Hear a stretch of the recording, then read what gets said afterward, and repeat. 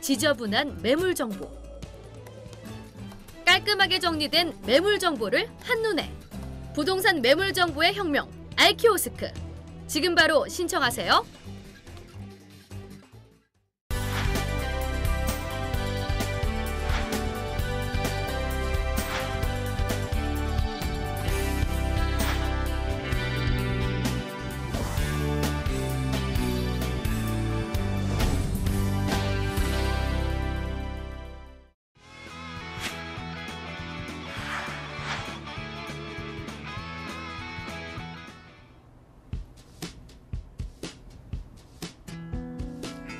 네, 알토마토 시청자 여러분 반갑습니다. 자, 이번 시간은 저번 시간에 이어서 부동산 블로그 마케팅 15강 블로그 지수의 구조 및 저품질에 대해서 공부를 해보도록 하겠습니다. 자, 먼저 우리가 블로그를 공부할 때 지수라는 개념을 정확히 이해를 하셔야 되는데요. 자, 블로그는요, 지수라는 구조가 있습니다. 이 지수는요, 쉽게 얘기하면 여러분의 블로그의 등급이라고 생각하시면 됩니다. 등급. 자, 등급이 뭐예요? 우리 고등학교 때 여러분 이제 시험을 보시면요, 국어는 100점, 영어는 50점, 이렇게 과목마다 점수를 받게 되는데요. 평균 점수는 75점이 되겠죠. 이런 75점이 바로 여러분 학교 다닐 때 평균 점수가 되고요. 블로그도 마찬가지로 여러분이 쓴 글이 하나가 있으면 그 하나를 그냥 통째로 몇 점 매기는 것이 아니라 각 파트별로, 항목별로 점수를 매기고요. 그 매겨진 점수를 평균을 낸 것이 바로 블로그 지수가 됩니다. 이 블로그 지수가 높은 사람은 상위에 뜨게 되고, 이 블로그 지수가 낮은 사람은 상위에 뜨지 못하게 되거든요. 자, 그래서 이런 지수는 등급이 크게 4가지로 나뉘어집니다. 먼저 저품질 블로그가 있고요. 그 다음에 일반, 그 다음에 최적화, 그 다음에 고품질 블로그가 있습니다. 자, 저품질의 어떤 특성이 있는데요. 저품질 블로그는 말 그대로 품질이 안 좋은 게 저품질이죠. 그러다 보니까 글을 쓰면요, 항상 상위에 뜨지를 못하고요. 3페이지 첫 번째가 최고 순위입니다. 저품질에 걸리게 되면 순위 제한이 걸리기 때문에 보통 이제 한 페이지, 블로그 영역에 들어가 보면요, 한 페이지에 10개의 글들이 보여집니다. 그 10개의 글이 한 페이지에 보여지게 되는데 3페이지 첫 번째 뜬다는 얘기는 등수로는 21등을 의미하죠. 그리고 2페이지 맨 마지막에 뜨면 등수로는 20등을 의미하게 됩니다. 근데 20등과 21등은 등수로는 한 등 차이밖에 나지 않지만 지수로는 하늘과 땅 차이입니다. 왜? 20등에 뜨는 분들은 1등까지 갈 수 있는 가능성이 있지만 21등에만 내가 쓴 글들을 계속 꽂힌다면 그거는 20등을 넘어가지 못합니다. 왜? 저품질은 아까 말씀드린 것처럼 순위에 제한이 걸리기 때문이죠. 그래서 상대적으로 저품질은요, 블로그 마케팅 효과를 거의 보지 못합니다. 왜냐하면 검색 유저들이 보통 1페이지에서 2페이지까지 넘어가지만 3페이지, 4페이지까지 가면서 그 글을 검색해 보지는 않기 때문이죠. 자, 그 다음이 이제 일반 지수인데요. 일반 지수는 여러분들이 그냥 통상적으로 블로그를 뭐 제대로 공부하고 운영했든 공부하지 않고 운영했든 상관없이 대부분의 블로그들이 머물고 있는 등급이 바로 일반 지수 블로그고요. 여기서 운영을 잘하게 되면 이제 최적화 지수가 되고, 최적화 지수에서 운영을 잘하면 고품질 지수로 가게 됩니다. 보통 이제 일반 지수와 최적화 지수를 구분하는 기준이 어떻게 되냐면, 이제 검색을 했을 때 내 글이 상위에 뜨느냐 뜨지 않느냐를 가지고 판단하는데, 사실 이런 부분에서 여러분들이 정확히 판단을 하지 못하기 때문에 본인이 이제 상위에 뜬다고 해서 무조건 그게 최적화 블로그는 아니거든요. 예를 들면 일반 지수의 블로그들도 첫 페이지에 뜨는 경우가 많습니다. 그래서 예를 들면 내가 예를 들어서 어떤 키워드를 검색했더니 블로그 영역에 가보니까 전체 글이 300건밖에 없다. 근데 300건 뜨는데 내가 3위에 떠 있다. 그렇다고 최적화 블로그는 아니라는 거죠. 보통 최적화 정도 되신 분들이 뜰 수 있는 글은요, 최소한 10,000건 정도 이상에서도 내 글이 쓰는 대로 다 상위에 꽂힌다면 보통 최적화가 됐다라고 생각을 하는데요. 그 밑에 뭐 3,000건, 2,000건, 4,000건에서 내 글이 상위에 뜬다고 그게 최적화 블로그는 아니라는 거죠. 자, 그 다음에 최적화 블로그는요, 최적화 지수는 글을 쓰면 모든 글들이 거의 첫 페이지 10등 안에 글들이 노출이 됩니다. 그리고 고품질 지수는 상위 1% 블로거라고 얘기하는데 거의 글을 쓰면 거의 보통 5등 안에 순위가 다 들어옵니다. 이 고품질 지수는요, 전체 건수가 20만이든 30만이든 50만이든 100만이든 150만이든 내가 쓰는 글들이 거의 경쟁과 관계없이, 이 키워드 경쟁도와 관계없이 다 상위에 뜨는 구조가 됩니다. 보통 우리가 어떤 키워드를 검색했을 때 이 키워드가 센 키워드인지 약한 키워드인지를 우리가 구분하는 기준이 키워드가 경쟁이 센 것들은요, 전체 글수가 많습니다. 예를 들면 내가 부동산 블로그라고 검색을 했더니 블로그 영역으로 딱 클릭해 보면 전체 건수가 30몇만 건이 되거든요. 그러면 이건 센 키워드가 되는 거죠. 근데 내가 어떤 키워드를 검색했더니 이 키워드는 글이 보통 한 1000건, 2000건밖에 안 나온다. 그럼 이건 약한 키워드가 되는 겁니다. 그래서 우리가 일반적으로 판단할 때 내가 검색한 키워드의 글수가 많으면 센 키워드, 적으면 약한 키워드라고 생각을 하게 됩니다. 자, 근데 이 저품질 지수, 일반 지수, 최적화, 고품질 이렇게 4개의 등급으로 나뉘는데요. 이 등급마다 뭐가 있냐면 상중하가 있습니다. 저품질에도 상중하의 지수가 있고 일반 지수도 상중하, 이런 식으로 각 등급마다 상중하가 있는데요.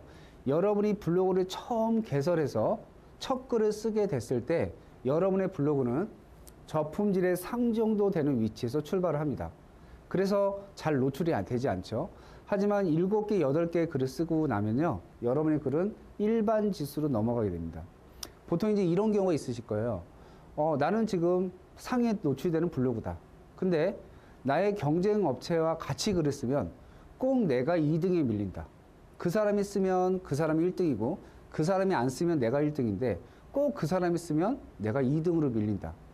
그 이유는요, 같은 최적화지만 지수가 내가 더 낮기 때문이죠. 그래서 각 그룹마다 상중하가 있어서 같은 지수라도 지수가 높은 사람이 위에 뜨게 되는 구조를 갖고 있습니다. 자, 저품질의 유형에 대해서 한번 공부를 해볼까요? 같은 IP에서 여러 개의 블로그를 운영한다. 같은 IP. IP가 뭐예요? 인터넷을 이용하는 기기에 부여되는 고유한 숫자 체계를 IP라고 합니다. 그래서 보통 이제 여러분들 사무실에서 인터넷선이 하나 들어오잖아요.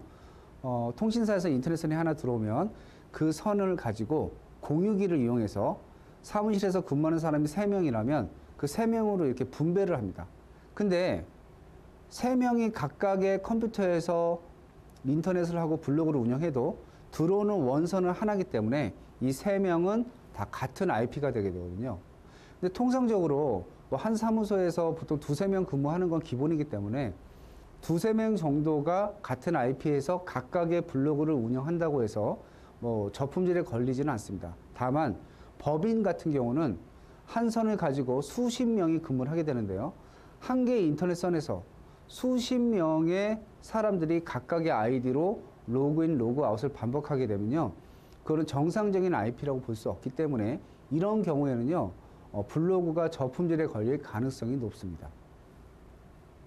그리고 덧글 공감 스크랩을 달아주는 행위, 이건 좀 조심을 하셔야 되는데요. 3명이 근무하는 사무소라도 A, B, C가 있겠죠. 인터넷선은 하나인데 A, B, C가 각각의 블로그를 운영하면서 내가 B한테 덧글 달아주고, B는 나 덧글 달아주고, C는 나 스크랩 해주고, 나도 C 스크랩 해주고, 같은 IP에서 서로 간에 덧글 공감 스크랩을 계속 주고받는 거죠. 이런 행위를 하게 되면 여러분 블로그는 저품질에 걸릴 가능성이 높아지게 됩니다. 두 번째는요, IP가 저품질에 걸려 있는 경우 저품질에 걸리게 되는데요. 자, IP 저품질이 뭐냐면요, 인터넷 회선에서 어떤 사람이 이제 블로그를 운영했는데 정상적이지 않은 방법으로 이 블로그를 운영해서 블로그가 저품질에 걸리거나 제재를 받은 경우죠. 그런 행위들이 만들어지게 되면요, 인터넷 회선 자체에 저품질에 걸리게 됩니다. 그러면 다른 이유가 없습니다. 인터넷 회선에 저품질이 걸리면요, 여기서 생성한 모든 블로그는 그냥 똑같이 저품질에 걸립니다. 아, 그게 왜 그런 말도 안 되는 소리를 하냐고요? 그럼 좀 불합리하지 않느냐? 예, 맞습니다. 불합리하죠. 근데 네이버가 갑입니다. 어쩔 수가 없어요. 그래서 가능하시면 공용 와이파이 있잖아요. 뭐 예를 들면 커피숍에 가거나 아니면 이렇게 공항에 가거나 이러다 보면 공동으로 쓰는 와이파이가 있어요. 근데 그런 걸로 인터넷을 쓰는 건 상관없지만 그런 공용 와이파이를 이용해서 블로그에 글을 쓰게 되면 운이 안 좋으면 그냥 내 블로그가 그 한순간에 저품질이 갈 수도 있기 때문에 주로 이제 가장 안전한 방법은 노트북을 가지고 외부에서 글을 쓰는 경우 가장 좋은 방법은 스마트폰으로 테더링해서 글을 쓰면 저품질의 위험이 없습니다. 자, 그러면 내가 가지고 있는 아이디가 하나 있었는데 그 아이디가 저품질에 걸렸다. 근데 다른 아이디로 운영하면 그 아이디는 어떻게 될까? 내가 만든 아이디가 두 개인데 하나는 저품질이고 지금 새로 만든 블로그가 있는데 이 두 개의 연관성이 어떻게 될까? 전혀 상관이 없습니다. 그러니까 아이디가 한 사람이 직접 만든 아이디가 여러 개 있다 하더라도 그 블로그의 지수는 아이디별로 각각 가기 때문에 한 개가 저품질 걸렸다고 다른 아이디에도 영향을 끼치지는 않는다는 것이죠. 자, 유사 문서를 지속적으로 포스팅하는 행위. 아, 이게 굉장히 안 좋은 저품질 걸리는 형태입니다. 여러분들이 보통 글을 쓸 때요. 아, 이거 글 쓸 거리가 없는 거죠. 그러다 보니까 뉴스 기사를 복사해서 올리고 또 카페에 있는 글을 복사해서 올리고 또 지식인에 있는 글을 복사해서 올리고 홈페이지에 있는 글을 복사해서 올리고 자, 이런 식으로 주로 글을 컨트롤 C, 컨트롤 V를 해서 붙여넣기를 해서 글을 올리는 거죠. 이러면 그 유사문서라고 그게 이제 검색에서 걸리게 되는데요. 다른 사람의 글을 내가 올리게 되면 나는 좋은 컨텐츠를 생산하는 사람이 아니죠. 아주 쉽게 다른 사람 글을 베껴 쓰는 거니까. 그래서 유사 문서는 근본적으로 노출이 되지 않습니다. 물론 검색창에서 옵션을 줘서 유사 문서 포함으로 입력해 놓고 검색하면 제 글이 나오겠지만 보통 이제 통합 검색에서 검색할 때 사람들이 유사 문서 포함까지 이걸 체크하면서 검색하는 사람은 거의 없기 때문에 유사 문서를 포스팅하게 되면 노출도 되지 않고 내 블로그의 지수는 좋지 않은 지수를 받게 되는 것이죠. 그래서 여러분들은 유사 문서를 올리는 것을 조심하셔야 되고요. 사진을 반복해서 올리는 것도 유사 문서입니다. 예를 들면 내가 뭐 인터넷 명함을 하나 만들어서 그 사진을 블로그에 올릴 때마다 밑에다 하단에 계속 넣는 행위. 이것도 유사 문서에 해당되고요. 이런 것들을 하게 되면 일부에서 강의했던 것처럼 패턴에 걸리게 되죠. 패턴. 그래서 어떤 한 사진을 계속 반복해서 올리거나 같은 문구를 반복해서 올리는 것은 절대 하지 말아야 될 항목 중에 하나입니다. 의도적으로 스크랩을 지속적으로 하는 경우. 자, 보통 우리가 이 스크랩은요, 여러분 블로그의 순위를 상승시킬 수 있는 가장 좋은 방법 중에 하나입니다. 이 스크랩은 순위에 영향을 아주 직접적으로 미치거든요. 그런데 중요한 것은 스크랩이 순위에 직접적인 영향을 미치는 만큼 스크랩을 잘못했다가는 오히려 약이 아니라 독이 되는 경우가 많습니다. 근데 어떤 경우냐? 스크랩을 서로 짜고 하는 거죠. 몇 명이서 의도적으로 똑같은 아이디로 계속 스크랩을 계속 해주는 행위. 이런 것들은 오히려 순위를 상승시키는 것이 아니라 패턴을 만들게 되고 오히려 여러분 블로그 지수를 떨어뜨리고 저품질에 걸리게 한다는 거. 그래서 항상 여러분은 블로그에 글을 쓸 때 패턴에 걸리지 않도록 하는 것이 중요합니다.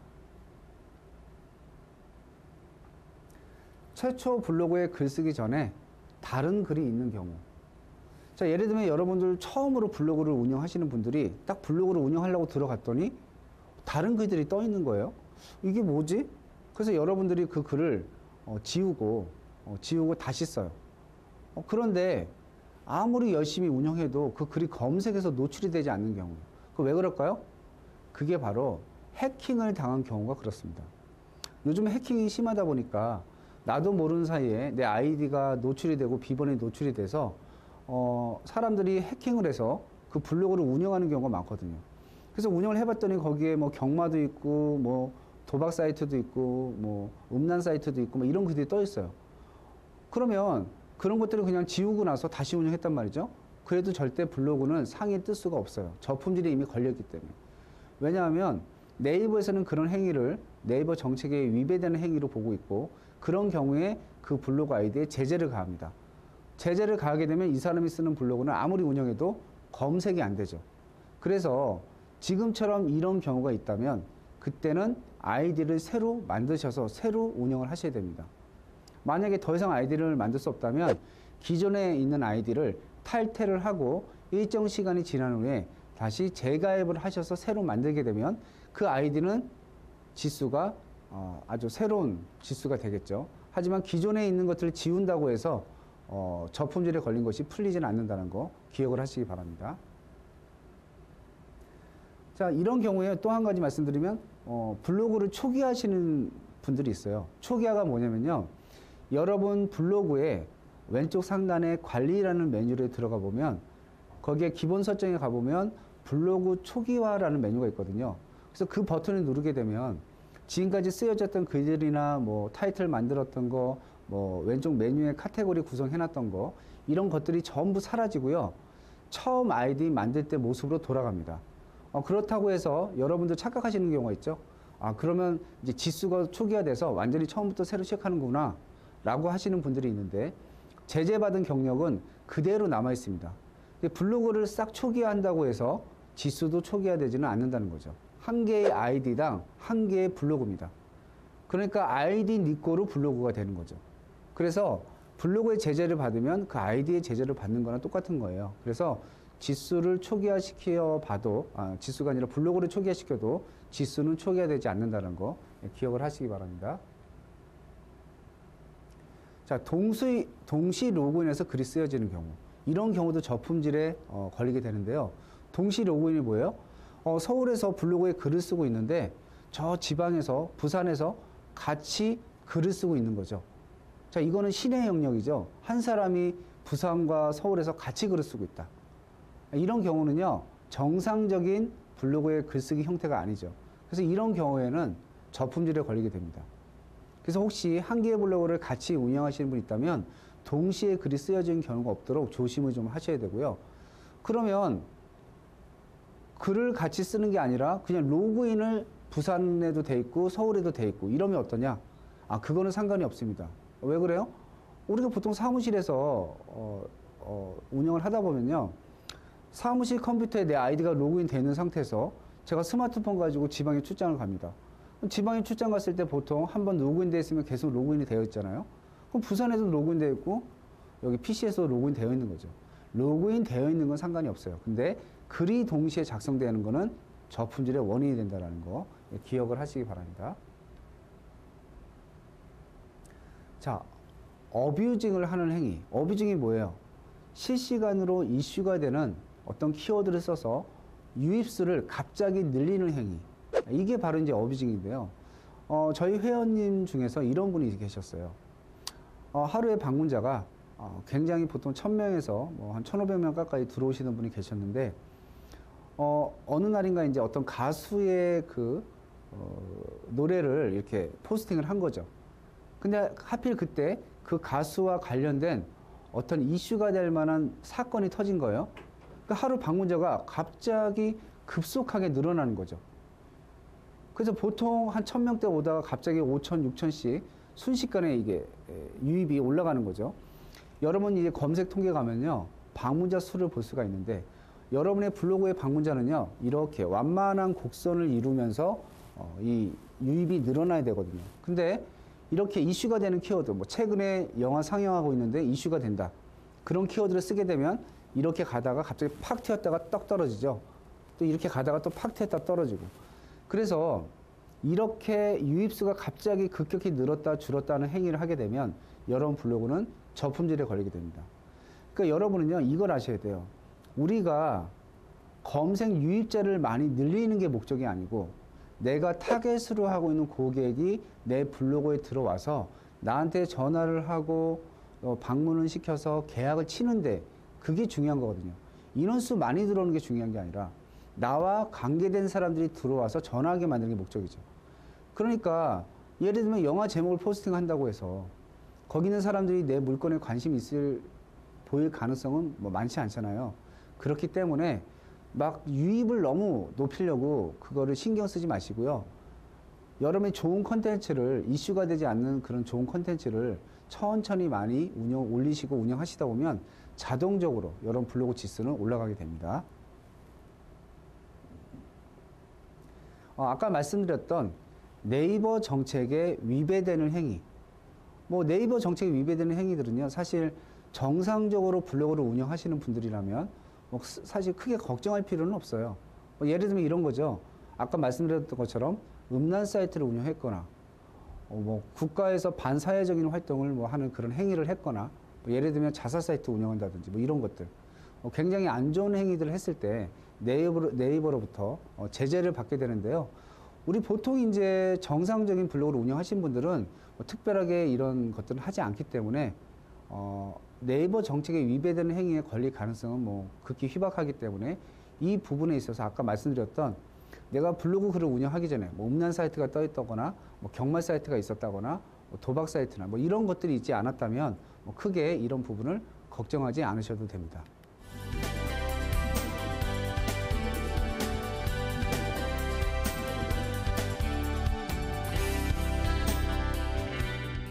다음 시간에는 블로그 상위 노출의 핵심 포인트, 중요한 부분들을 가지고 강의를 하는 시간을 갖도록 하겠습니다.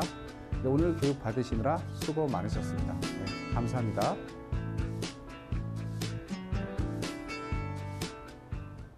수많은 부동산, 지저분한 매물 정보, 차별화된 전략이 필요합니다. 깔끔하게 정리된 매물 정보를 한눈에. 원클릭으로 알토마토 홈페이지와 집통 어플리케이션은 물론 알토마토 TV 광고까지. 알키오스크와 TV 연결만으로 바로 사용 가능한 쉽고 간편한 설치. 부동산 매물 정보의 혁명, 알키오스크. 지금 바로 신청하세요.